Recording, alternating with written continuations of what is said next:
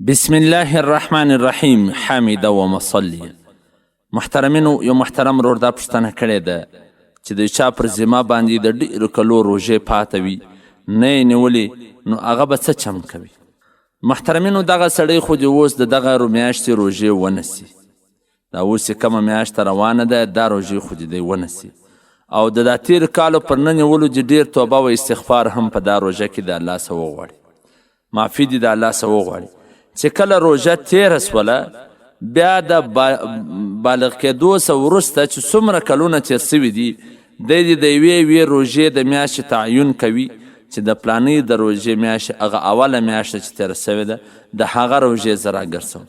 بس نو بیا دې د دې څو لس راګرځي، پنځه راګرځي، شل په یو ځای پرله پسې راګرځي، درې راګرځي. خو چې کله 10 پوره سوې، بیا دې دا بلې میاشتې د روژې تعین وکړي چې دا بلې میاشتې د روژې اوس زه شروع کوم. دغه رنګه چې دی کوشش کوي چې څومره کلونه وي، دا ټولو کلو روژې به دی راګرځوي. په حواله سره د فتاوای محمودیه جلد نمبر 10 صفحه نمبر 163. دغه رنګه حاشیه تحتوی علی مراقي الفلاح صفحه نمبر 446. دور مختار معرج مختار جلد نمبر 2 صفحه نمبر 6.